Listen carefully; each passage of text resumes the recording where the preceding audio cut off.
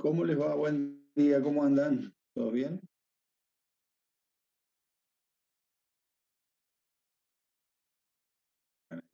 ¿Escuchan? Hola, profe, sí, Bien, buen bien. día. Sí, buen día.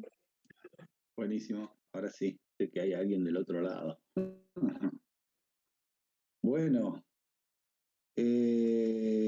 vemos lo del parcial y arrancamos con la unidad 8. Voy a grabar.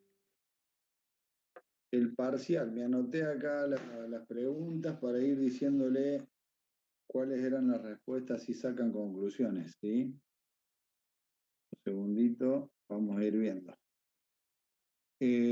Una de las preguntas era, en la ecuación de la hipérbola, en la general, ¿no? Ecuación general de la hipérbola, ax cuadrado, c cuadrado de x más y más f igual a 0. A y C son 2 puntos. Tenían que contestar cómo tenían que ser A y C para hacer una hipérbola en la ecuación general. Iguales en número y distintos signos. Era una de las opciones. No. Distintos números e igual signo. No. Igual número e igual signo. No. La última que decía distintos números y distintos signos, esa era la correcta. Y después decía, la excentricidad de la elipse relaciona la distancia focal y el diámetro mayor. No. El diámetro menor y la distancia focal. No.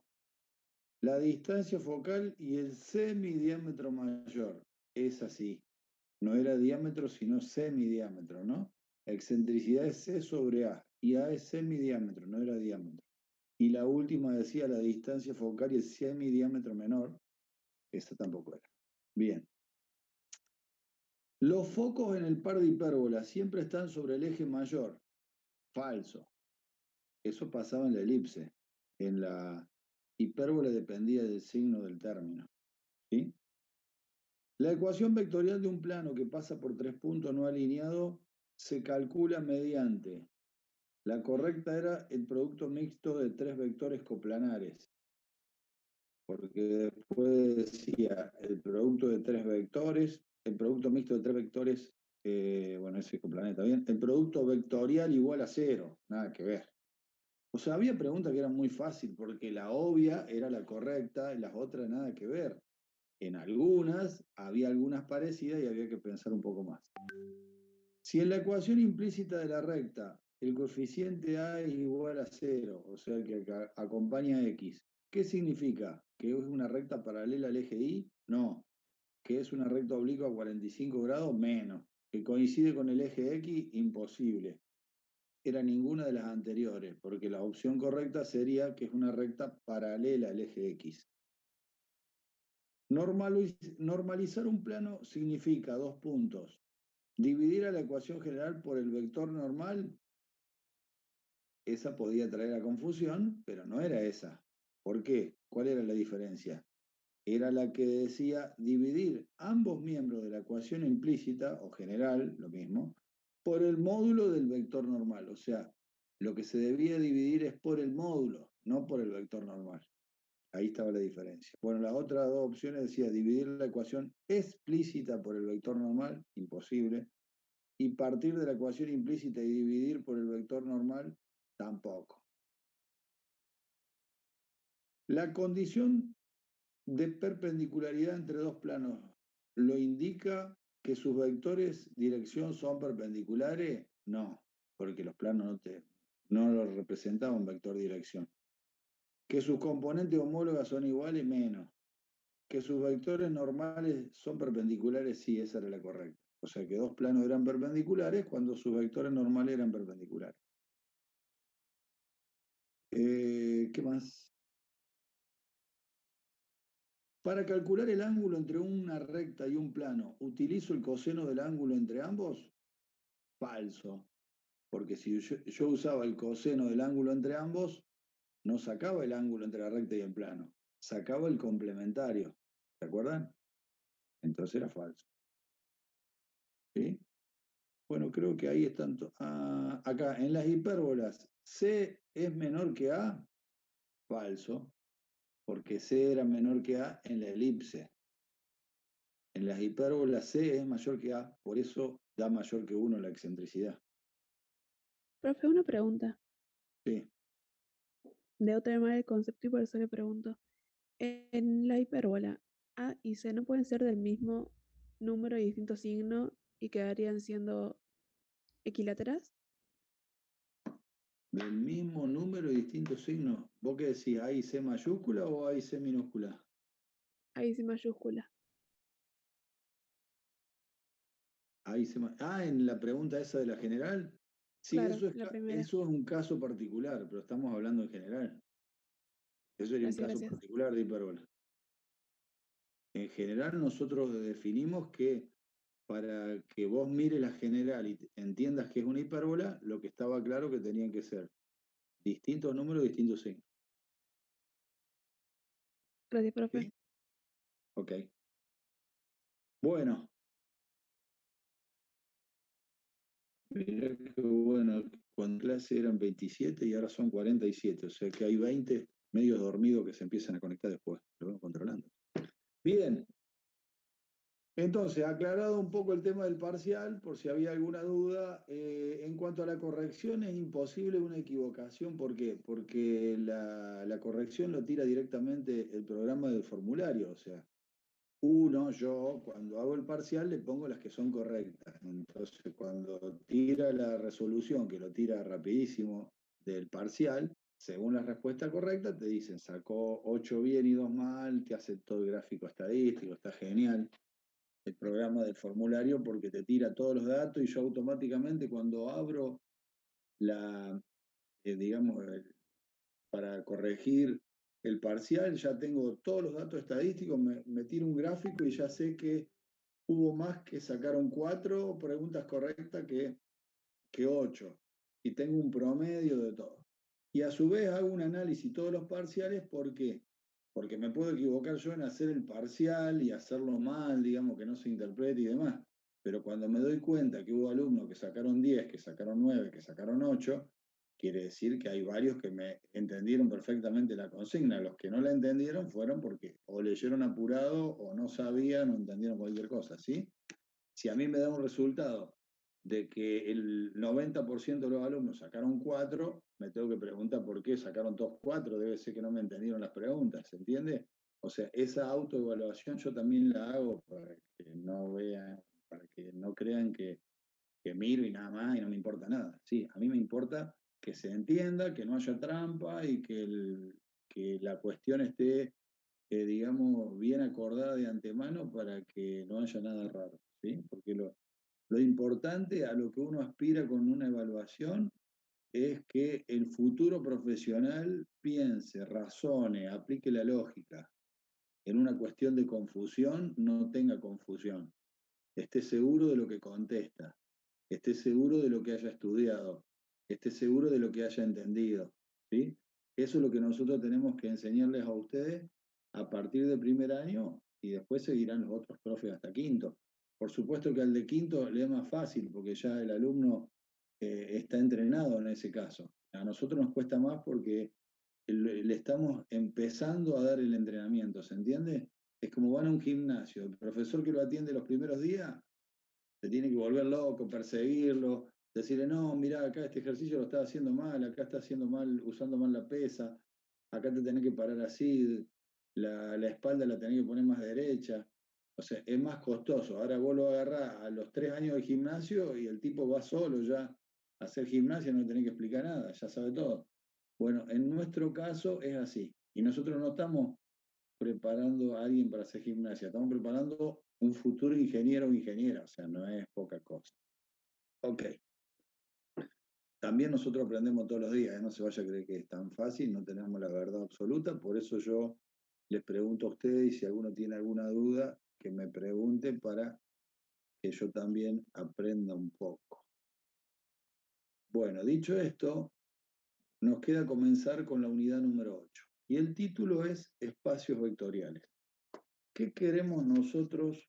Primero me gusta explicarle lo que vamos a ver en esta unidad. Fundamentalmente acá empieza a terminar de encadenarse un poco todo lo que hemos visto hasta ahora y ver si el alumno o la alumna tiene los conceptos claros anteriores. Eso se van a ir dando cuenta ustedes solos. Yo me daré cuenta el día del tercer parcial o del final, pero la idea es que ustedes vean si lo que entendieron antes era lo que habían entendido o están equivocados y era otra cosa. ¿Qué vamos a hacer en unidad número 8? De todo, porque ustedes pueden pensar, ¿qué me enseñó el profe de álgebra fundamentalmente? Si quieren hacer un resumen después que terminemos álgebra. Y me enseñó que como antes en la secundaria, en la primaria, me daban herramientas matemáticas para tenerla guardadita ahí, aplicarla cuando me hicieran falta. Por ejemplo, me enseñaron a sumar, me enseñaron a multiplicar, me enseñaron a despejar una X, me enseñaron geometría con fórmula. Todo yo voy guardando todas las herramientas que me enseñaron para que algún día cuando me toque aplicarlas, las aplique. ¿Y ahora qué me quiere enseñar este profe nuevo de esta materia nueva que se llama álgebra y geometría? Me quiere enseñar fundamentalmente que en la parte de álgebra lineal me está dando una herramienta nueva para utilizar, como si yo voy a una ferretería y compro una herramienta que se llama vector. Entonces él me dice, tomá, te entrego esta herramienta vector y te tengo que enseñar cómo la tenés que usar. Entonces, bueno, te enseña las propiedades, te enseña cómo se hacen las operaciones, te enseña si lo mete en una matriz, qué hay ahí adentro, cómo se nombra con coordenadas, qué significan las coordenadas, cómo se expresa el nombre de expresión algebraica cartesiana o por coordenadas o números de dirección. Después aparece el determinante. El sistema de ecuaciones te enseña de que cada ecuación del sistema es una recta y esa recta está representada por un vector dirección y vos lo que estás encontrando cuando resolvés el sistema es si las rectas se cruzan o no se cruzan, y si se cruzan estás encontrando su punto de intersección. O sea, todo eso te fuimos enseñando durante este... A ver si estoy... Sí, perfecto, perdón. Entonces, todo eso te vamos enseñando y ahora viene como que le vamos a dar, le vamos a poner el monito, estamos envolviendo el regalo, le pusimos el papel de regalo y ahora le vamos a poner el monito. ¿De qué manera le vamos a poner el monito? Bueno, vamos a decir, todo lo que te enseñé de vector, lo vamos a representar, vamos a decir, vamos a formar un espacio que puede ser de toda la naturaleza, que es el espacio total. Tomo esta hoja y digo, bueno, esta hoja lo voy a llamar espacio vectorial. Y acá dentro de esta hoja, todo lo que cumpla lo que diga esta hoja adentro, todo lo que esté acá adentro se van a llamar vectores. Para que acá adentro haya vectores, deben cumplir, estos que están acá adentro, cierta condición, porque si no, no van a estar acá, van a estar afuera. Lo que esté afuera va a ser otra cosa. Entonces yo te voy a armar ahora, les voy a enseñar cómo armar un espacio vectorial, o sea, un espacio donde adentro vivan vectores. ¿Se entiende? Entonces, es fácil. Como es un marco, sería como si usted vive en un barrio privado y el barrio privado tiene normas de convivencia. Entonces, los que respeten las normas de convivencia viven en el barrio privado. Los que no las respeten se tendrán que ir del barrio privado. O sea, los que van a la facultad tendrán que respetar normas de la facultad. Los que no la respeten se tendrán que ir de la facultad. O sea, cosas así. Bueno, entonces acá los vectores que pertenezcan a un espacio vectorial deberán respetar normas. ¿Cómo le llamamos a las normas que deberán respetar los vectores? Le llamamos axiomas. Entonces, para eso primero le tengo que preguntar a ustedes, ¿saben lo que es un axioma? ¿Saben diferenciar o qué diferencia un axioma de un teorema? ¿Es lo mismo para ustedes? ¿Es algo distinto? ¿Quién me puede explicar eso? ¿Qué entienden Profe, por puede ser que el axioma? axioma es tipo algo que es así y va a ser así. Es O sea, vimos indiscutible, en, digamos. claro, es indiscutible eso. Lo vimos en análisis. Bien, ¿y el teorema? Tiene una demostración el teorema. Bien, o sea que algo están entendiendo. O sea, la diferencia entre axioma y teorema es que axioma es algo que no necesita demostración, que hay que aceptarlo tal cual te lo dicen, lamentablemente. Así está definido. Y el teorema sí vos tenés que fundamentar y decir, bueno, yo te digo esto, por esto, por esto y por esto. Normalmente cuando alguien en matemática inventa un teorema, como lo tiene que demostrar, ¿cómo lo demuestra? Con todo lo que sabe de antes. Entonces yo te digo, si esto, la suma, tenía esta propiedad conmutativa, después le sumo la asociativa, entonces según esto, esto y esto, lo que te digo ahora nuevo se basa en eso, entonces vos lo entendés. ¿Ok? O sea, te lo demuestro con cosas que sé de antes. Eso es un teorema, que hay que demostrarlo de esa manera. El axioma, te lo digo y no te tengo que demostrar nada. ¿qué son los axiomas en matemática? Normalmente se han inventado y se nombran de esa manera y te dicen que no necesita demostración para tapar baches que existen en la matemática que no se pueden solucionar. Entonces, ¿cómo se solucionan?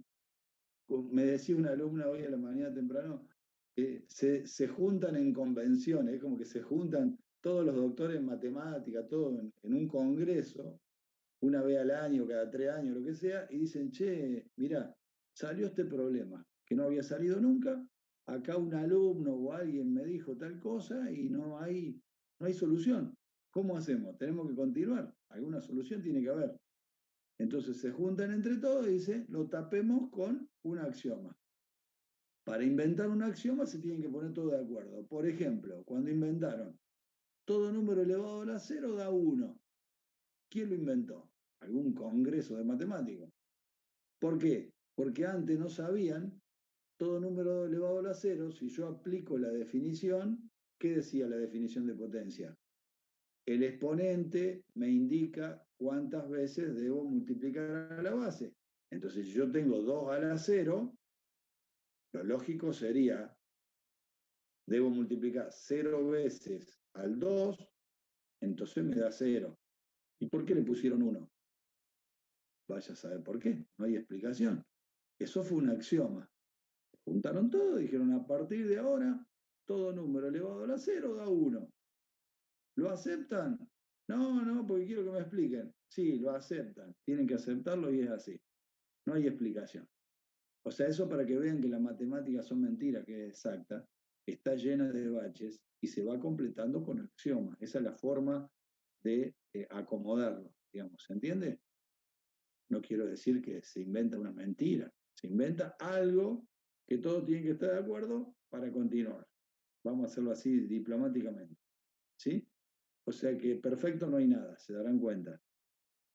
Por ejemplo, los padres, cuando, no sé, yo era chiquito, me decía, hace tal cosa. Y yo le decía, ¿por qué, mamá? Porque te lo digo yo. Un axioma. ¿Sí? No hay explicación. No me explicaban. Algo lógico no me decían, porque te lo digo yo. Yo no entendía nada. Había que hacerlo igual. Es un axioma. Se utiliza también en la vida, ¿no? Esto de los matemáticos que tapan agujeros. Uno tapa agujeros a veces con una mentirita o con algo inventado, que no es verdad. ¿Está mal o no está mal? Ya veremos cada uno, pero que se aplica, se aplica. Entonces ahí está la diferencia entre axioma y teorema, ¿ok? Entonces lo que vamos a hacer ahora es armar el espacio vectorial en base a axiomas. Por eso primero había que saber qué era un axioma, ¿ok? Fíjense que en la primera hoja del apunte explica un poco como un recordatorio para que vos te acordés lo que viste en la unidad número 2 al principio, cuando decía que los conjuntos en R2 eran vectores en el plano y en R3 eran vectores en el espacio, esa era la diferencia, y tenían propiedades interesantes, las cuales te las recuerda por si te la olvidaste. Si se suman dos vectores en R2, obtenías otro vector en R2. En R2, si sumabas A más B o B más A, te daba el mismo resultado. Eso se llamaba propiedad conmutativa. Si ponías en distinto lugar los paréntesis, te daba lo mismo, propiedad asociativa. Si le sumabas un elemento que no le hacía nada a la suma, se llamaba elemento neutro. ¿Se acuerda que en vectores no era el cero, sino el vector nulo o vector cero? Después, si pasamos, bueno, acá está el opuesto. Ojo con esto que dice existencia del elemento inverso. Horrible, esto lo tiene que corregir urgente del apunte. No es lo mismo inverso que opuesto. Me pongo loco yo cuando veo inverso en la suma. O sea, un opuesto de 2 es menos 2 y el inverso de 2 es un medio. No tiene nada que ver. Está mal esto. Elemento opuesto. Después algunos le ponen inverso aditivo. Más complicado todavía. Se llama elemento opuesto y listo. No hay vueltas. ¿Sí? Eso en la suma. Después recordemos que si teníamos la multiplicación de un escalar por un vector, podíamos aplicar la distributiva de esta manera, con el escalar respecto a la suma de vectores. La asociativa, de dos escalares con un vector, puedo cambiar el lugar de los paréntesis y no pasaba nada. y la existencia del elemento identidad o neutro de esta operación, que era el escalar igual a 1. Entonces te recuerdo un poco eso, porque ahora, cuando definamos espacio vectorial y entremos en la definición, mire lo que dice. Dice que un espacio vectorial, que a partir de ahora, para ponernos de acuerdo entre todos, le vamos a poner B corta mayúscula, ¿sí? Es un conjunto de objetos. ¿Por qué digo objetos? Porque todavía no son vectores. Van a ser vectores cuando cumpla con las 10 axiomas. Entonces, un conjunto de objetos, dice ahí denominador vector, se adelanta, pero todavía no, junto dos operaciones llamadas adición o suma y multiplicación por un escalar, que ustedes ya la conocen, y que satisfacen los siguientes 10 axiomas. O sea, que son objetos. Cuando satisfagan estos 10 axiomas, van a pasar a ser vectores. ¿Sí? ¿Cómo se dividen los 10 axiomas? Se dividen en 5 y 5. 5 para la adición o suma y 5 para la multiplicación de un escalar. Todos esos 10 ustedes ya lo conocen. Lo que hacen acá es ordenarlos y decirles cuáles son los 10 para que se forme un espacio vectorial. Vamos con los primeros 5, que son de la adición o suma. ¿Qué dice la primera? La primera se llama propiedad de cerradura o ley de cierre o propiedad de cierre de la adición. ¿Qué dice esa?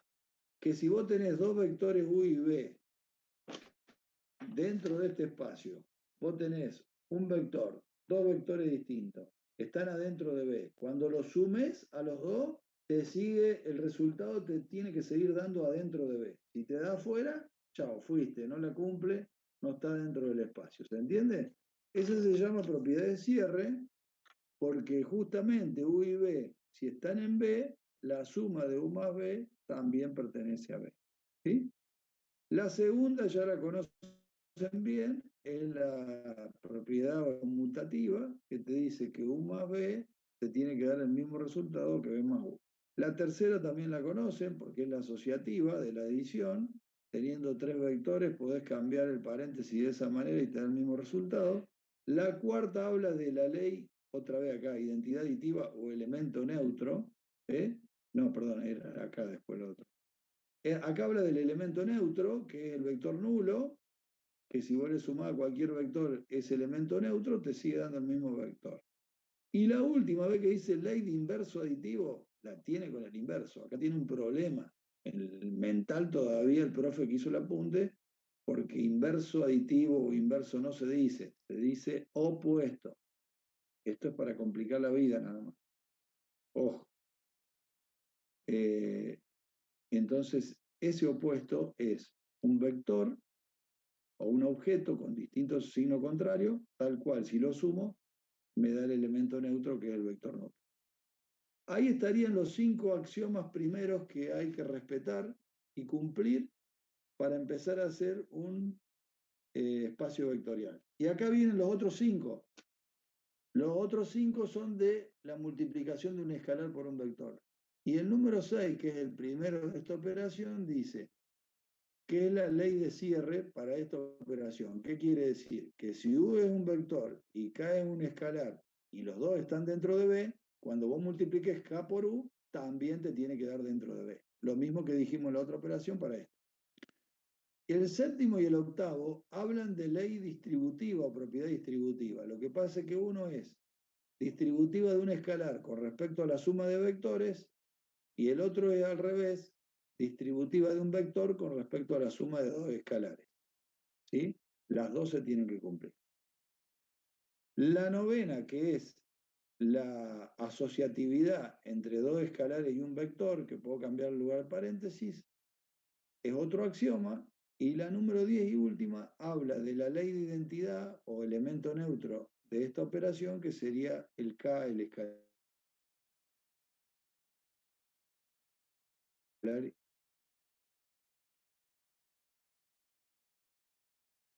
ya de la unidad número 2, lo que pasa es que las tienen que ordenar y saben por un escalar, deben cumplir. Profe, se le trabó cuando explicó la 10. ¿Puedo volver a explicarlo? Ah, sí, me puso acá conexión inestable.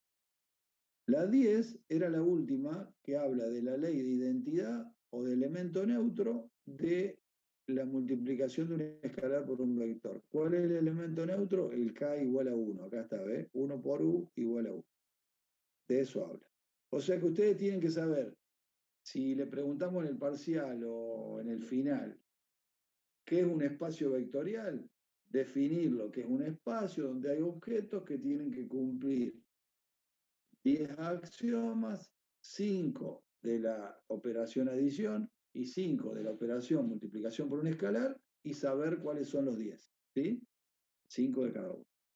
Fíjense que abajo, acá cuando dice muy importante, después ustedes lo leen siguiendo el apunte, lo que dice que se generaliza la idea de vector. ¿Qué quiere decir generalizar la idea de vector? Es decir, cualquier objeto que haya ahí dando vuelta, que cumpla con estos 10 axiomas, se lo considera un vector y forma parte de un espacio vectorial. Eso sería. Bueno, ¿qué pasa? Si este es el espacio vectorial, la hoja, yo puedo tener un espacio más chico adentro de la hoja que se llamaría subespacio. O sea, es un conjunto no vacío que está adentro del espacio. Eso se llama subespacio porque es más chiquito y está adentro. Y ese subespacio debe cumplir también los 10 axiomas, pero para verificar si es un subespacio o no, si en el práctico le darían, no necesitan verificar los 10 como en el espacio. ¿Por qué? Porque si este subespacio está dentro de este espacio que es la hoja, el espacio ya tiene que haber sido verificado. Entonces, para comprobar si este es un subespacio, el más chiquito, solamente verificando los axiomas 1, 4, 5 y 6, que son 4 en vez de 10, ya puedo decir que es un subespacio vectorial. ¿Quiénes son el 1, 4, 5 y 6? El 1 y el 6 son las dos propiedades de cierre, tanto para una operación como para la otra. Y el 4 y el 5 son los del elemento neutro y elemento opuesto de la suma. O sea que verificando si cumple con esos 4, listo, ya digo que es un subespacio. Ejemplo de espacios vectoriales y subespacios. Tengo varios, seguramente lo van a ver en el práctico. Las matrices hay que preguntarse, ¿son un espacio vectorial o son un subespacio? Los polinomios, los vectores columnas, los vectores filas, etcétera, etcétera. Eso hay que preguntarse y tratar de contestárselo con lo que uno ya sabe de antes.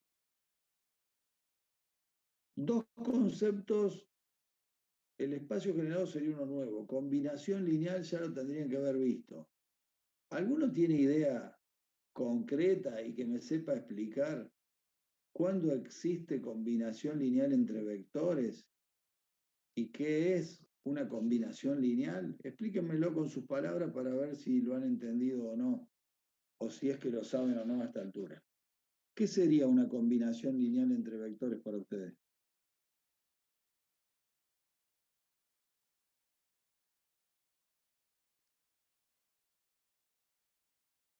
Se pueden animar, total, yo no les voy a poner mala nota por eso. ¿Qué entienden si le dicen, definime combinación lineal? ¿Qué le decís? Puede ser que la combinación lineal de dos vectores sea cuando uno multiplica por un escalar del otro, lo cual significa que son paralelos, ¿puede ser? Perfecto, sí, puede ser. Y vos tenés dos vectores. O sea, yo voy a poner tres vectores así. Parecen los tres ejes X y Z, pero no son. Ahí son tres vectores oblicuos. Yo puedo saber si este azul o celeste es combinación lineal de estos dos. ¿Puedo saberlo, sí o no?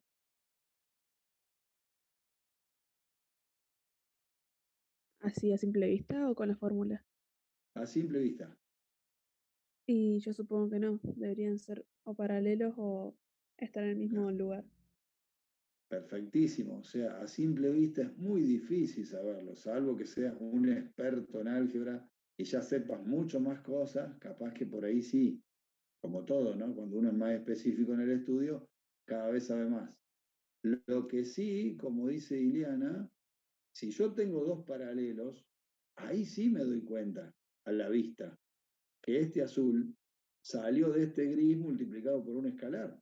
Por lo tanto, sé exactamente, no me lo tiene que decir nadie, que uno de estos es combinación lineal del otro, porque son paralelos. Y ahí la tengo clara. La única manera de mirarlo y a la vista decir a los 2 segundos que hay una combinación lineal entre dos vectores paralelos.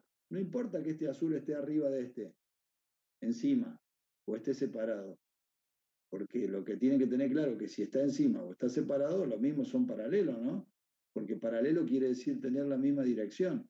Y si está encima o está separado y tiene la misma dirección, son paralelos. Por lo tanto, uno sale de multiplicar un escalar por el otro.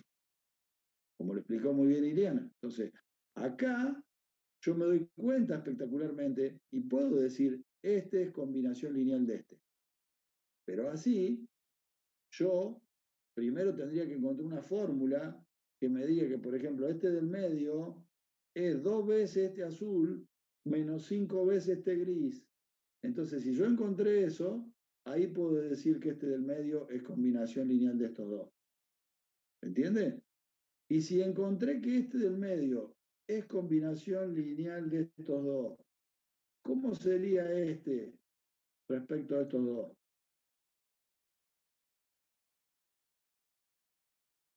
¿Cómo se llama cuando uno tiene una combinación lineal de otro? ¿Cómo se le dice a este? Es un vector ¿cómo?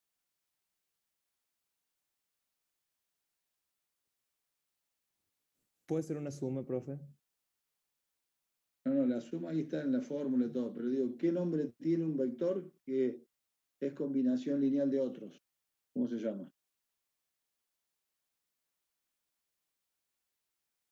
Viste que no está clara todavía la idea y yo creía que sí. ¿Polineal se llama? No, se llama dependiente.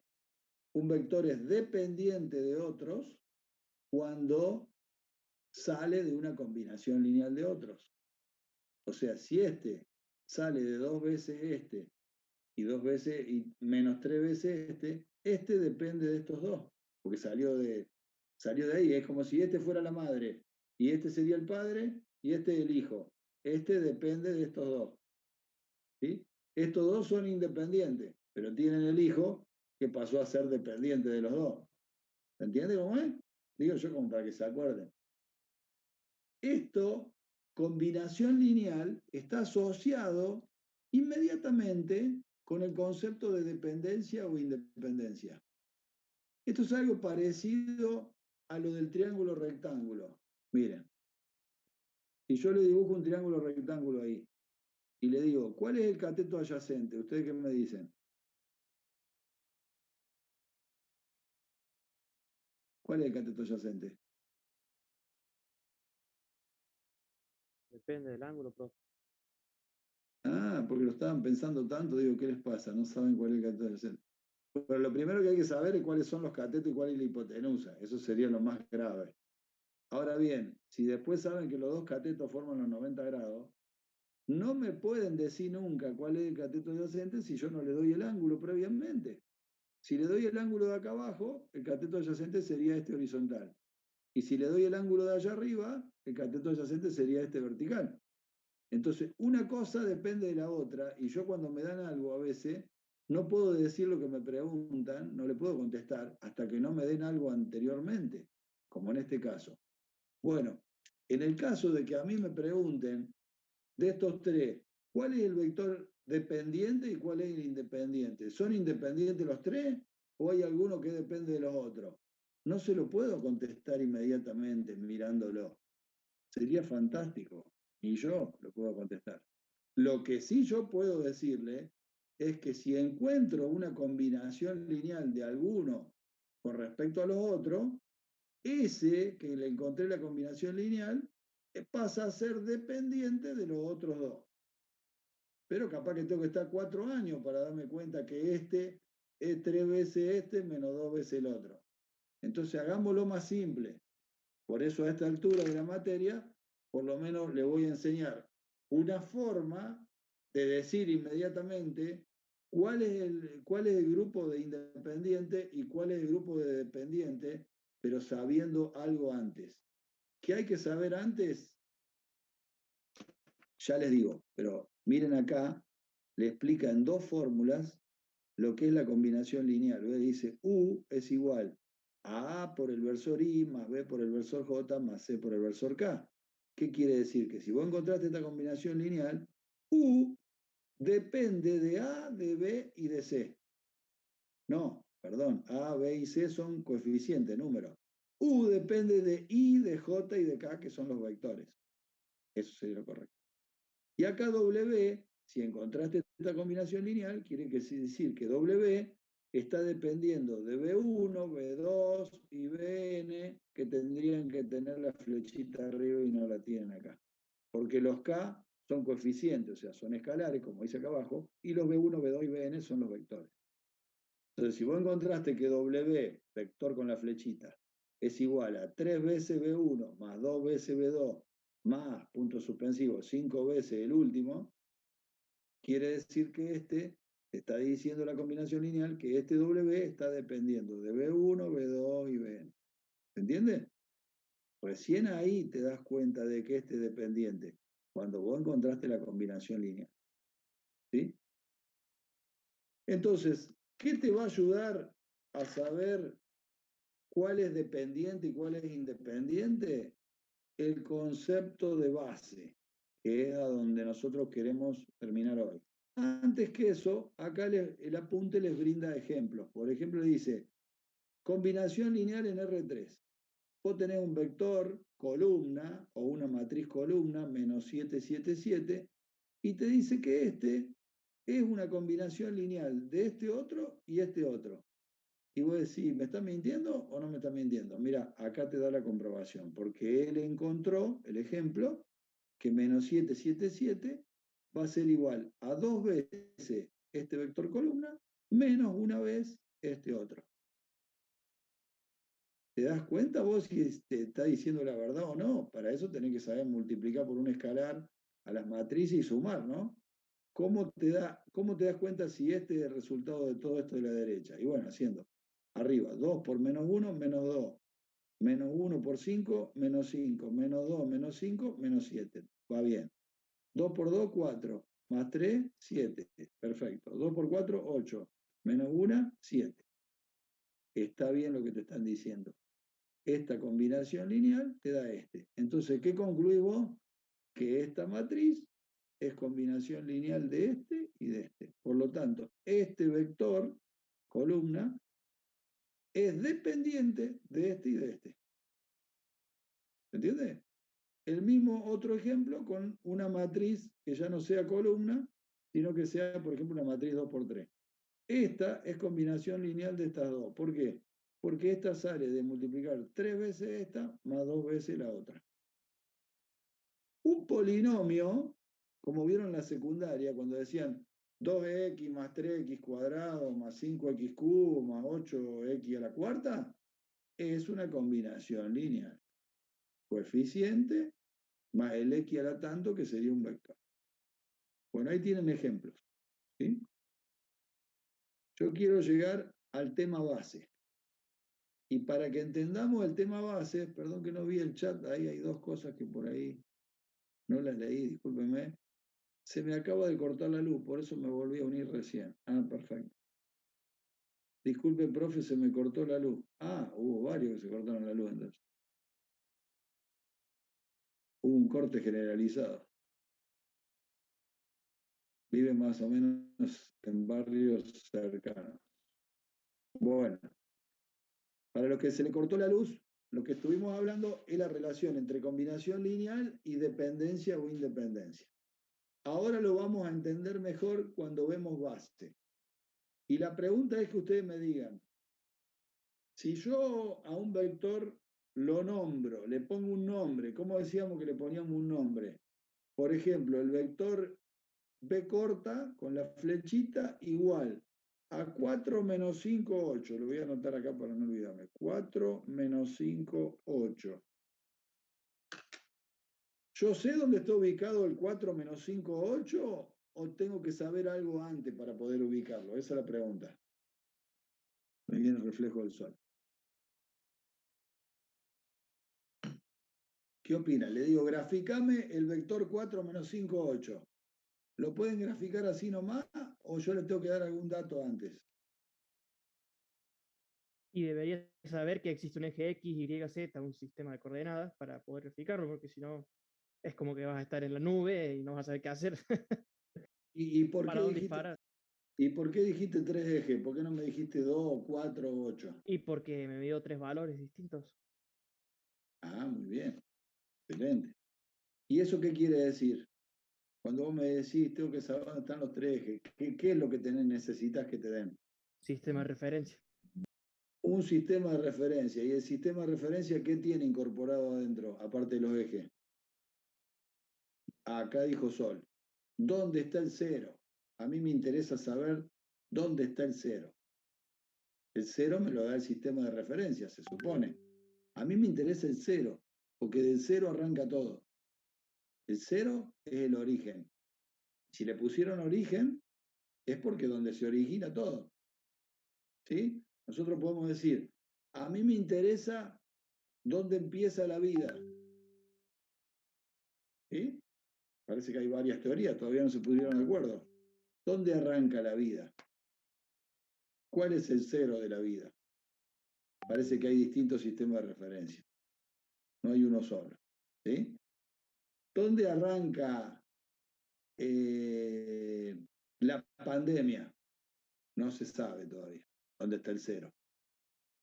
¿Sí? El virus de Wuhan, qué sé yo. No encontraron el 0 todavía. ¿Dónde arranca la grieta? Andá a saber dónde está el 0. ¿Sí? Hay cosas que no se puede saber dónde está el 0 todavía. En cambio, nosotros los matemáticos podemos fijar el 0 donde querramos, en el sentido de que vos le estás explicando a la población, a los ciudadanos, a los habitantes, a los que, no sé, los animales, a los que vos quieras, que si vas a hacer algo en acuerdo con otros, lo primero que tienen que acordar entre todos es el origen, donde arranca todo. Si no se ponen de acuerdo donde arranca, por ejemplo, van a hablar de qué sé yo qué tema que quisieran hablar ustedes. Y bueno, tenemos que poner de acuerdo de dónde se origina el tema y a partir de ahí empezar a hablar. Si no sabemos el origen, ¿qué vamos a decir? ¿Sí? Bueno, es tal cual. Acá nosotros, para hablar de un vector, tenemos que saber dónde está el origen. Si no, no podemos estar de acuerdo nunca todos. Igual, o sea, si yo me pierdo en un barco en el océano, si no sabemos dónde está el 0, los que me van a ir a buscar no me van a encontrar, porque no estamos de acuerdo en la misma referencia, ¿se entiende? Si se cayó un avión en un lugar, ¿cómo lo vamos a encontrar si no sabemos interpretar el radar porque no sabemos dónde está el 0? No sabemos las coordenadas esas que me están tirando, de dónde salen. Por eso que lo principal para nosotros en álgebra es fijar el sistema de coordenadas, o sea, fijar el 0. Y cuando fijamos el sistema de coordenadas o el 0, ¿qué estamos fijando? La base, lo que es la base de todos, como si fuera la base militar, es donde sale el operativo. Es decir, bueno, cuando van a hacer una guerra, arman una base militar. Y de ahí están los comandantes, todo, y de ahí sale el tanque de guerra, de ahí salen los barcos, de ahí sale, o sea, del 0, de la base. ¿Se entiende? Todos se comunican a la base, todos se refieren a la base. Entonces nosotros, cuando hablamos de coordenada, nos tenemos que referir a una base. Ahora bien, ¿cómo se forma la base? Y la base, lo que hay que entender, eso que a ustedes le dijeron ejes, X, Y, Z.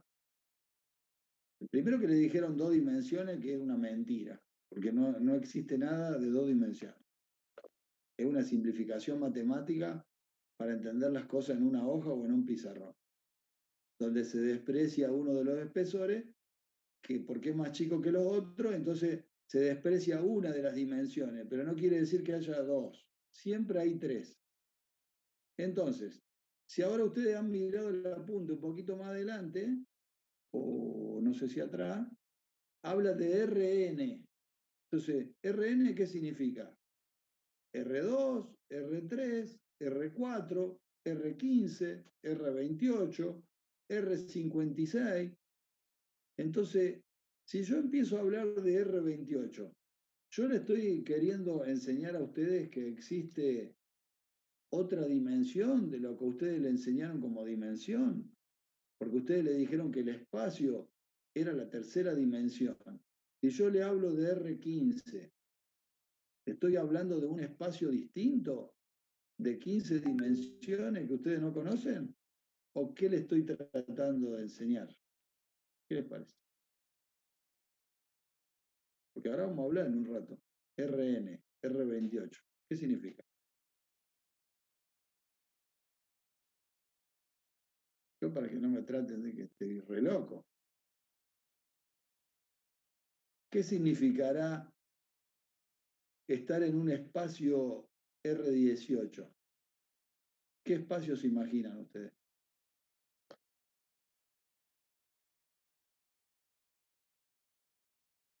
Un espacio de 18 dimensiones. ¿Y qué significa eso? ¿Cómo lo ves vos? Explícamelo. ¿En qué cambia de lo otro que vos conocés?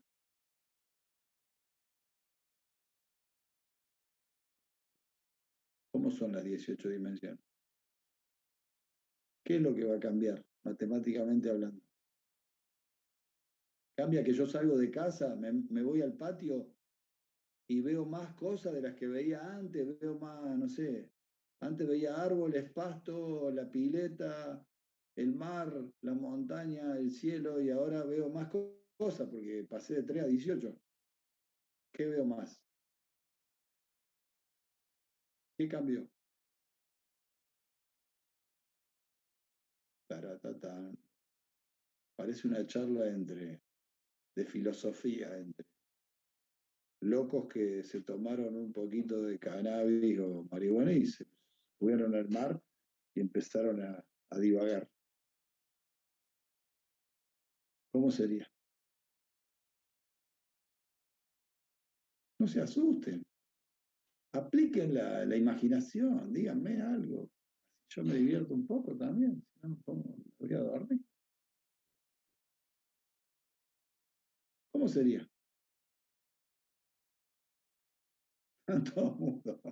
47 personas mudas.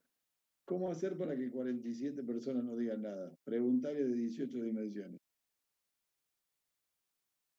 Vamos, digan algo. Si no, tengo que decirlo yo. A ver, pará, uno se animó, pero por chat. No quiere. Jaja, pusieron. Difícil de imaginar. Difícil de Puede imaginar. ser con subespacios. Subespacio. Che, vos que decís, Vicente, difícil de imaginar. Y vos te imaginás lo que puede ser el próximo, ¿cómo es? Argentina dentro de 5 años. También es difícil de imaginar. Más fácil es Sí, imaginar sí, no es muy fácil. un R18, ¿cómo es? R18 sería un Renault 18, sería o no. Podría contestar eso. ¿Qué es un R18? Un Renault 18. Es difícil de imaginar. Es difícil de imaginar por quién van a votar ustedes el 12 de septiembre, porque no tienen la menor idea, ojalá que sí la tengan. ¿Sí? Porque después me enganchan a mí y yo, porque ustedes no piensan, quedo pegado ahí y después tengo que pagar más impuestos y aguantármelo todo esto farsante. Así que por favor piensen un poco, a ver qué van a hacer. Traten de hacer algo para que cambie, por favor. Les pido como veterano de guerra. Ay, me río para no llorar. Bueno, está clarita la cuenta, dice. Bueno, entonces, les voy a proceder a explicar y espero que me entiendan porque parece una locura, pero no lo es. ¿Por qué a los profesores de álgebra le toca esta parte difícil de explicar, pero que para que se entienda? Vamos a hacerlo con un ejemplo. A mí me gusta siempre dar ejemplos que puedan llegar a ser parecido a la realidad, no inventar una cosa que no es. Y si ustedes han escuchado por ahí, yo doy casi el mismo ejemplo siempre porque me gustó ese. Vamos a hacer un Fórmula 1. Somos todos ingenieros, ingenieras, y somos 48 conmigo, y los 48 le tenemos que ganar a Mercedes-Benz y a Red Bull para tratar de robarle una milésima de segundo y que nuestro piloto le gane la carrera. Entonces nos juntamos en una oficina a empezar a diseñar un nuevo Fórmula 1 mejor que esos dos. ¿Qué consideraciones, características o variables tendríamos que tener en cuenta para estudiar? Vamos a ir anotando en una libretita. No nos tenemos que olvidar ninguna. ¿Qué variable habría que estudiar para diseñar un Fórmula 1? A ver, váyanme tirando datos. Ustedes son mis colegas y estamos armando un equipo. ¿Qué tenemos que estudiar? Y vamos a diseñar un Fórmula 1. ¿Qué variable?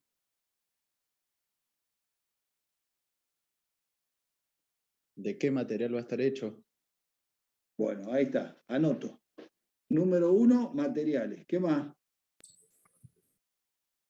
El peso. Número 2. Número La 3, aerodinámica. aerodinámica. Van 3, ¿no? ¿Qué más? Tamaño. Tamaño, Potencia y rendimiento del motor. potencia y rendimiento. Yo voy anotando. 5 van ya. ¿Qué más? Velocidad, 6. ¿Qué más? Te dirían los otros de Mercedes-Benz, esa ya la estudiamos toda, pero nosotros estudiamos más que ustedes. No nos van a ganar. El consumo, 7. ¿Qué más? Aerodinámica me parece que lo dijeron, no, ya la anoté como número 3. Rozamiento de estático. Rozamiento, fricción. ¿Qué más? Van 8. Facilidad Bueno, para el mantenimiento. ponele, A la 9. hora de cuando tiene que hacer esa pausa que hacen cada cierto intervalo de tiempo. Bien, aceleración 10. Parémonos ahí. Hasta ahora nos dimos cuenta de esas 10. No se nos ocurrió ninguna más. ¿Le ganaremos o no le ganaremos los otros? ¿Cuántas variables habrán analizado los otros equipos? ¿Habrán analizado 20, 30, 15? ¿Menos de 10 que nosotros? Si nosotros somos más inteligentes y analizamos más variables, seguramente le vamos a ganar. Si analizamos menos, vamos a perder, porque si, por ejemplo, no analizamos el peso, nuestro auto va a ser más pesado que el otro y el otro no va a ganar porque va a tener mayor velocidad. Entonces, dentro del diseño, el ingenio del ingeniero es considerar la mayor cantidad de variables. Cuando mayor cantidad de variables yo analice y después analice bien la combinación entre todas, mejor producto voy a terminar. ¿Se entiende cómo es más o menos la mano? Fíjense que es una cosa difícil, no es tan fácil, si no estarían todos los autos parejos. ¿Por qué uno le saca tanta distancia al otro? Por los ingenieros, por el diseño. Entonces yo dije 10 variables. Entonces yo digo, bueno, voy a aplicar una herramienta que me enseñaron en la facultad, que no era el pedo, ahora me doy cuenta, estoy haciendo Fórmula 1, voy a utilizar vectores. Muy bien, cada vector, ¿cuántas coordenadas va a tener? Y yo estoy analizando 10 variables.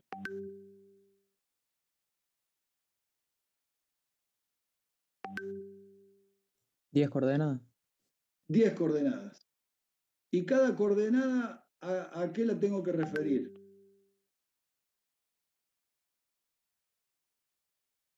A una dimensión. Claro, entonces, si yo estoy analizando 10 coordenadas, 10 variables, y mi vector tiene 10 coordenadas, ¿el sistema de referencia cuántos ejes debe tener? ¿Y 10? Y 10, porque es una coordenada por eje. ¿En qué espacio voy a estar? En R10. En R10. Cuando analice la matriz, ¿de cuánto va a ser? De 10 por 10. ¿Se entiende cómo es? O sea, no es lo que ustedes pensaban de que R10 era un mundo nuevo, donde yo iba a salir, iba a ver pajaritos que no había, porque era distinto del R3. El R3 que nos enseñaron a nosotros, si no vemos álgebra, es el único espacio disponible que tenemos. Nos dijeron, mira, vos vas a vivir en 3 dimensiones, con 3 ejes, y acá está, mirá, lo que vos ves afuera, la luna, el sol, las nubes, todo eso, ahí está en 3D. ¿Sí? 3D. Ahí está. Quédate con eso. 2 dimensiones es una mentira, te la simplificaron para que la entiendas, pero vos estás siempre en 3 dimensiones. Todo existe en 3 dimensiones. Tu casa, el vaso, la carpeta, el lápiz, el auto, lo que vos quieras, todo está en 3D. Ahora viene el profe de álgebra y me dice 8D, R8, R10, R28. No se refiere a que me está explicando un mundo nuevo. Se refiere a que ese numerito que está el número arriba de la R, porque R, ¿qué significa R? Números reales. Entonces, números reales con un 2 arriba serían números reales en 2 dimensiones. 2 ejes. Números reales con un 3 arriba, 3 dimensiones, necesito 3 ejes. Números reales con un 28 arriba, 28 dimensiones, se refiere a la cantidad de ejes. Estoy usando 28 ejes. El mundo que te genera los 28 ejes es el mismo que te generan los 3, o los 4, o los 5. Es eso que vos ves. Lo que cambia el numerito ese, la cantidad de ejes, lo que está diciendo es que es la herramienta que te da analizar el vector con más o menos coordenadas, o sea, más o menos variables. Según la cantidad de variables que vos analicés en una situación de diseño, vos vas a necesitar un vector con 2, 3, 4, 28 coordenadas. Esa cantidad de coordenadas equivalen a la misma cantidad de ejes. ¿Se entendió? Por ejemplo, ahora en la vacuna están hablando de vectores. Fíjense que muchas noticias hablan del vector, que el vector esto, que el vector otro, porque están analizando todas las variables para armar la vacuna, porque lo que están inventando la vacuna, la están inventando en base a qué, a lo que va pasando. Entonces, a los 2 días que apareció el virus, las variables eran 3, 4, 1, y a los 3 meses aparecieron 2 variables más que no la habían tenido en cuenta. Y ahora está la variable delta y después la variable mu. Entonces el vector que están armando para fabricar la vacuna va cambiando de coordenada. Entonces la vacuna tiene que ir cambiando a medida de lo que va pasando. No es la misma vacuna que inventaron al principio que la que van a inventar para el año que viene. Porque se van agregando variables. A medida que agreguen más variables, mejor va a ser la vacuna. Es como el Fórmula 1. Todo depende de los laboratorios que analicen más o menos variables, van a obtener una mejor o peor vacuna. ¿Vieron que dice? La AstraZeneca, que a mí me afectó, que te puede dar trombosis, qué sé yo qué. La Sputnik, que es la mejor para la variable delta, que tiene el 90%. La Sinopharm, que le falta tercera dosis. Bueno, eso ha pasado porque han analizado distintas variables, entonces las vacunas son distintas, no hay una vacuna igual a otra. Entonces los que inventaron la vacuna, o la diseñaron, usaron vectores, usaron matrices, usaron ejes. La cantidad de ejes igual a la cantidad de variables o coordenadas del vector. Fíjate vos si no se aplica. Bueno, si me logran entender eso, van a entender qué significa R18, R23. Si no, vamos a estar como antes. Entonces, fíjate vos ahora, yo voy a hacer un resumen de base, y se me perdió el papelito, pero ya lo voy a encontrar, acá está. Mirá qué interesante. Con esto termino, porque ahí dice base, dimensión, conjunto generador del espacio vectorial. ¿Qué es la dimensión? La dimensión es el numerito este que tiene arriba R. ¿Con quién coincide la dimensión? con los vectores que debe tener una base. Miren, yo tengo un espacio vectorial B, el negro, el de afuera, es un espacio donde está lleno de vectores adentro, como estos 3 rojos, este negro y un montón más que hay ahí infinitos. Ese es el espacio vectorial B. Yo, si elijo dentro del espacio vectorial B una base S compuesta o armada por 3 vectores, ¿qué quiere decir? Que yo estoy eligiendo una base con 3 ejes.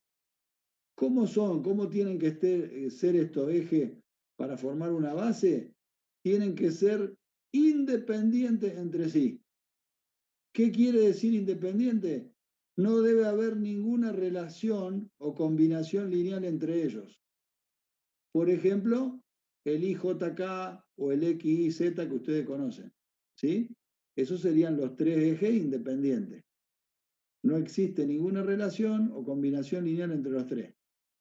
Si no fueran independientes, no forman una base. Ahora van a ver que con la definición te dice claramente, para hacer una base, primera condición, tiene que ser totalmente independiente. O sea, sus vectores que están adentro, todos independientes entre sí. ¿Qué quiere decir? Que no tiene que haber ninguna combinación lineal entre ellos. Entonces vos dijiste, si armaste una base de 3 vectores, ¿en qué espacio vectorial estás? En R3. ¿Por qué? Porque la dimensión del espacio que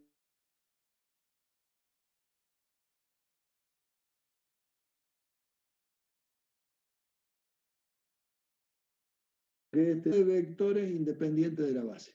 4 vectores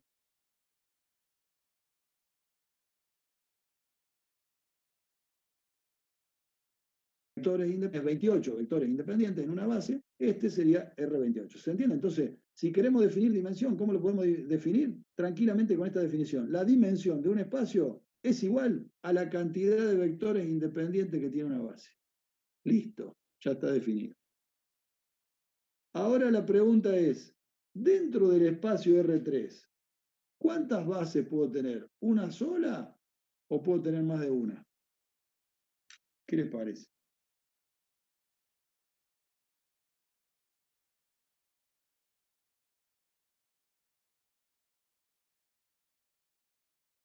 ¿Una o más de una? Para que me estoy acalambrando con el papelito. ¿Cuántas bases puede haber en un espacio? ¿Qué les parece?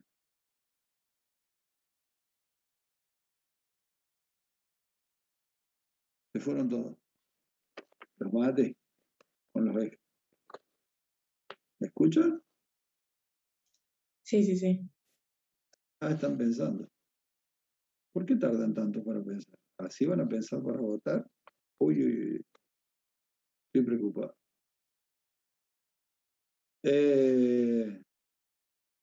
Infinitas bases puede haber en un espacio. Fíjense nomás en la habitación donde estén ustedes, no sé si estarán en el comedor, la cocina, la pieza o el quincho.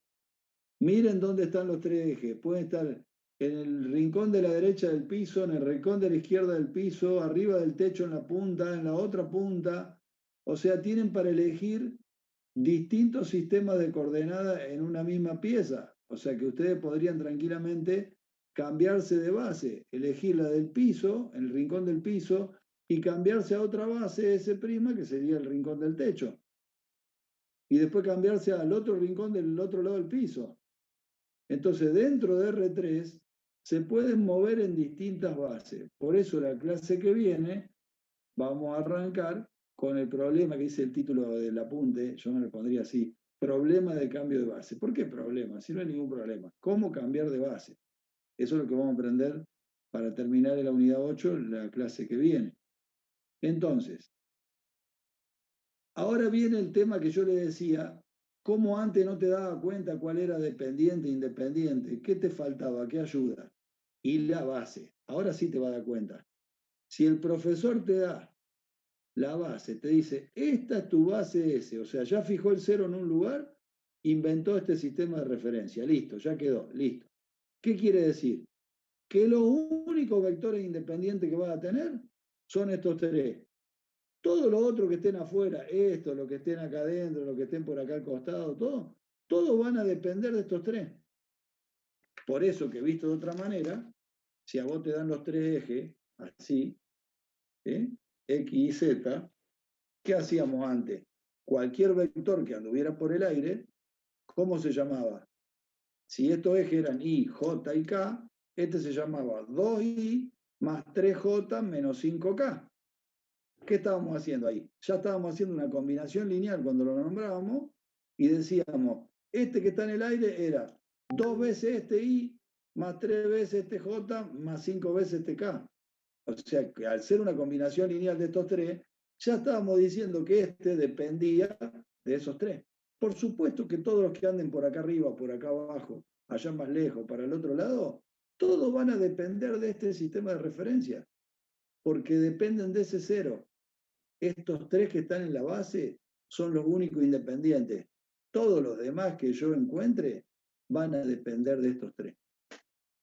Eso es como el ángulo en el triángulo rectángulo. Una vez que te dieron la base, como cuando te daban el ángulo, vos ya podés saber cuáles son dependientes y cuáles son independientes. Antes que eso, no lo podés saber tan fácil, salvo que sean paralelos, como dijimos hoy. ¿Se entiende? Entonces, ¿cuántas bases podés tener en un espacio? Infinitas, dentro del mismo espacio, ¿no? Si cambiás de espacio ya es otra cosa. Ahora bien, ¿cuántos vectores debe tener una base?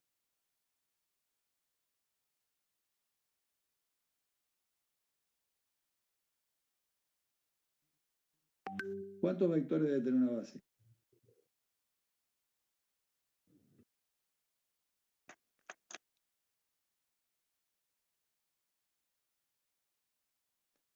Che, que están remudos, ¿eh? Están aburridos, ¿eh? ¿Cuántos vectores debe tener una base?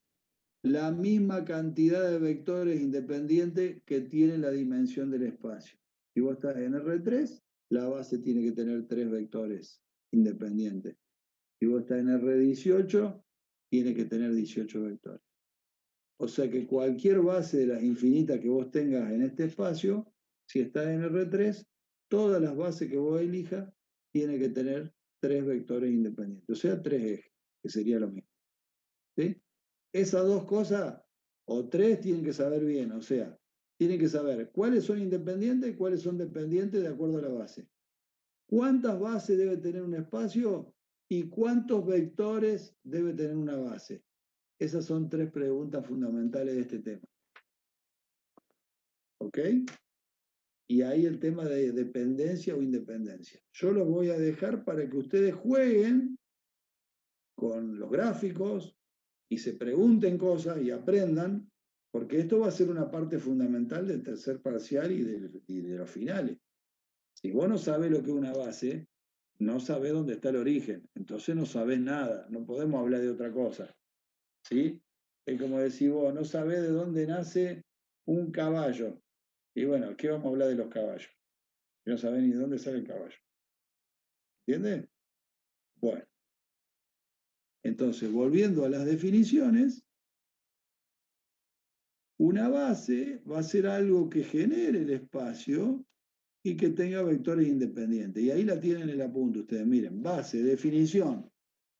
Si B es el espacio vectorial y S un conjunto finito, o sea, finito quiere decir que en algún momento se termina, formado por B1, B2, Bn. ¿Por qué pone así? Y porque vos no sabés cuántos vectores va a tener la base, va a depender del espacio. S se denomina base de B si y solo si, 2 puntos, cumple con estas dos condiciones.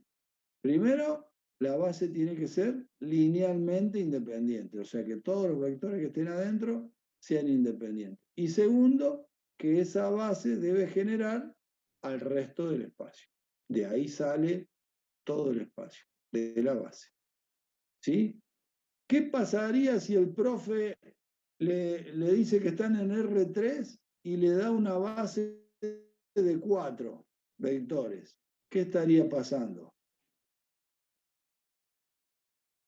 Sí, lo que dice Lara acá es correcto, ¿eh? La dimensión del espacio está dada por la cantidad de vectores independientes de la base. Exacto, tal cual. ¿Qué pasa si estoy en R3 y el profe me da una base de 4 vectores en vez de 3? ¿Me está trampeando? ¿Qué está pasando? ¿Qué le puedo decir yo? Entonces no forma parte de ese espacio vectorial. Claro. Puede ser, pero ¿qué está pasando? ¿Qué tengo que decirle yo? Y el espacio R3 y la base me está dando con 4 vectores. ¿Qué le contesto inmediatamente? Y que esa base no es la correspondiente a la dimensión que estamos analizando, por Sí, decir. puede llegar a ser la correspondiente, pero está disfrazada. Quiere decir que de los 4 vectores hay uno que me está dando que es combinación lineal de los otros 3. Por lo tanto, le tengo que decir, sáqueme el vector que está dependiendo de los otros porque ese está de más. Yo necesito 3 nomás que sean independientes. No puede haber 4. ¿Se entiende? Tiene que haber sí o sí 3. Puede ser que me haya dado 4, pero el cuarto sea paralelo a alguno de estos 3, entonces hay que descartarlo y sacarlo afuera. Eso se lo puedo decir si yo tengo claro lo que tiene que pasar. Si no, no le puedo decir nada. A eso iba la pregunta que pueden hacerle o darle, ¿no? En un ejercicio. No es que sea tramposo, es capcioso para que ustedes se den cuenta y digan, no, pará, esto está mal, acá pasa esto. ¿Sí? Bueno, acá tienen un lindo ejemplo para ver antes de la clase que viene. Fíjense que un ejemplo práctico, que le va a salir en el práctico, que está bueno que lo hagan antes, y acá está todo desarrollado y explicado, donde dicen, porque uno está acostumbrado que los ejes siempre son X, Y, Z. Acá lo que tienen que saber a partir de hoy es que estos 3 ejes pueden formar, puede ser una base en R3, y no hace falta que sea X, Y, Z, los 3 perpendiculares y todo eso. Lo único que hace falta es que estos 3 vectores sean independientes. Si son independientes y no hay ninguna relación entre ellos, estos 3 también te generan a R3. Pónganselo a pensar. Empiecen a mover ustedes los 3 ejes X, Y, Z y digan, a ver, muevo este de acá así, un poco inclinado. ¿Genero el mismo espacio? ¿Salgo al patio, rompo las paredes y es lo mismo? Sí, es lo mismo. Yo pensaba que no. Es lo mismo. Muevo un poquito el segundo así. Es lo mismo. Mientras no lo haga paralelo o no tenga una relación, combinación lineal entre los 3, fíjate que lo voy moviendo y tengo distintas bases que me generan el mismo espacio que estoy viviendo. O sea que si me hubieran dicho los 3 ejes así inclinados, no perpendiculares, viviríamos todos en casas así inclinadas, las carreteras serían un poco inclinadas, los árboles nacerían inclinados y todos estaríamos acostumbrados y viviríamos igual. Porque nosotros vivimos así porque nos acostumbramos a vivir como está. Pero si la cosa cambia, nos vamos a tener que acostumbrar, como nos acostumbramos a la pandemia. Antes nos podíamos abrazar todos, ahora no. Antes no usábamos barbijo, ahora sí. Antes salíamos los boliches hasta las 7 de la mañana, ahora no. ¿Cómo nos adaptamos? Y nos adaptamos a otro sistema. Es lo mismo que esto. ¿Sí? El espacio es el mismo, los boliches están igual, nosotros somos los mismos, pero no hacemos las mismas cosas. ¿Por qué? Porque nos acostumbraron a hacer otra. Bueno, con los sistemas parece lo mismo.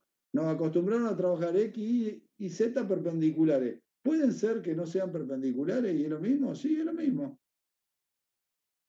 Entonces en el ejemplo te tiran 3 vectores que no son perpendiculares, el 1, 2, 1, el 2, 9, 0 y el 3, 3, 4, y te preguntan, o te dicen, demostrar que ese conjunto formado por estos 3 es una base para R3. Vos lo único que sabés, que te enseñé yo como teórico, es que estos 3 tienen que ser independientes para que formen una base. ¿Cómo le decía al profe de práctico que esos 3 son independientes? Bueno, acá te explica todo. Esto que está explicado acá, ustedes ya lo han hecho en unidades anteriores. Esto para que vean que todo lo que saben de antes lo pueden aplicar para contestarle a otro si es o no una base. Ahí tienen la herramienta. Cuando lo lean y lo entiendan, van a saber qué tienen que hacer cuando el profe le pregunte lo mismo en un práctico o en un parcial. ¿Sí? Si hay alguna duda después de haberlo visto, la clase que viene me preguntan y yo se lo explico. Esto es más práctico que teórico. Y después de eso, empiezan los teoremas. Teorema 1, teorema 2, teorema 3. Esto lo tienen que leer ustedes porque son totalmente entendibles. Mirá lo que dice el teorema 1. Si S está formado por B1, B2, Bn, es una base para un espacio vectorial B, entonces todo el conjunto es linealmente dependiente. No, perdón, acá yo no veo una parte y estoy diciendo cualquier cosa. Ahí me corro la foto. Si S está formado por B1, B2 y Bn, es una base para un espacio vectorial, entonces todo conjunto con más de n vectores, o sea, los que están afuera, son linealmente dependientes. Ya se lo expliqué recién. O sea, acá hay varios teoremas que dicen varias cosas de las que estuvimos hablando y ustedes lo van leyendo y se van enterando. ¿Sí? Fíjense que hay teorema 1, 2, 3 y para que me salte uno acá, porque tengo la foto de este lado, me voy a poner aquí al lado. 1, 2, 3, más adelante. Habla de espacio real. 5, 4, 5, 6, 7. Llega hasta el 7. Esos teoremas lo tienen que ver solitos. Las definiciones y los enunciados. Y nosotros vamos a arrancar la clase que viene con este tema que es cómo cambiarnos de base. O sea, sería cómo cambiar de un sistema de eje a otro. ¿Sí? Van a ver que vamos a utilizar matrices y vamos a ir usando todo lo que sabemos de antes. Por eso hay que saberlo de antes para poder saber esto nuevo. ¿Sí? Fundamental, entonces, de lo que vimos hoy, saber que un espacio vectorial se forma verificando 10 axiomas, 5 son de la adición, 5 de la multiplicación por un escalar. Hay que saber los 10 axiomas, qué es un espacio, qué es un subespacio y después qué es una base. ¿Qué es combinación lineal? ¿Cuándo un vector es dependiente o independiente? ¿Sí? ¿Cuántas bases puede haber en un espacio? ¿Cuántos vectores debe tener una base? ¿Y qué es la dimensión del espacio? Todos esos conceptos tienen que estar claros y si no están claros hay que estudiarlo, leer el apunte por lo menos, completarlo, para que a partir de la clase que viene sigamos metiendo más temas. ¿Sí? Bueno, ¿alguna pregunta? Están muy silenciados. Miren que no son las 8 de la mañana, son las 12 menos 10. Yo entiendo que el álgebra le puede aburrir bastante. Trato de ser lo más real posible para que no sea tan aburrido. No se vaya a creer que es tan fácil. Pero bueno, yo los dejo con ese tema de las dimensiones de R3. ¿Vieron que usted alguna vez le tocó ir a un 5D? 3D, ya vamos al cine y nos dan los anteojos eso y lo vemos en 3 dimensiones, que es un verso, porque en realidad estamos en 3 y nos hacen ver algunas escenas ahí un poquito que se ven 3D. Y cuando vamos a eso que dicen 5D, 4D, ¿nos están charlando o qué está pasando? Pecos acá, por ejemplo, o Disney. Se agregan como más variables, sería. ¿Y qué variables se agregan en esos casos? Y en el 5D, no sé, que te tiren agua y esas cosas. Exactamente. Agua y fuego. 5D, a las 3 variables normales le agregan el agua y el fuego. O sea, te mojan, como si estuviera dentro de la escena real, te están mojando, o aparece un calor producto de la temperatura o el fuego. Entonces, qué sé yo, vas a Disney y vas al del hombre araña y el hombre araña, aparte que te agarra cuando te estás cayendo del edificio, sentís calor, sentís que te vas mojando, y esas serían las 5D. Le agregan 2 variables más, que es la temperatura y el agua o la líquido, no sé qué variable de esa. Entonces ahí pasa a ser 5D. O sea que no te están verseando. Tendrías que conocer un poco esto de álgebra para darte cuenta qué es lo que están aplicando ellos para decirte 5D. Pero no te está diciendo que conoces un mundo nuevo, distinto al que conocías antes. Porque vos en tu casa te agarrás con una manguera y te mojás. Prendés un papel para hacer asado y sentís calor. O sea que no hay nada nuevo. El tema es que se agregan variables que en los otros casos no estaban. A eso se refieren con 5D. Tendrían que decir R5, pero 5D queda más vulgar. ¿sí? 5 dimensiones. La gente se cree que se va a encontrar con una dimensión nueva. No, lo nuevo no es una dimensión nueva, o podríamos decir que sí, porque una dimensión nueva quisiera decir un eje nuevo, y un eje nuevo significa una variable nueva. Pero eso no todos lo entienden. ¿Ok? Usted tiene la suerte de estudiar en la facultad y entenderlo capaz que un poquito mejor, que uno por costumbre repite 5D y no lo entiende. ¿Ok? Bueno, nos vemos la semana que viene a las 10:30 con la segunda parte de la unidad 8, que sería cambio de base. Que tengan muy buena semana y espero no haberlo vuelto loco y que hayan entendido algo. Gracias, profe. Hasta luego. Ok, profe, nos vemos. Nos vemos, Nos vemos, profe. profe. Gracias. Gracias.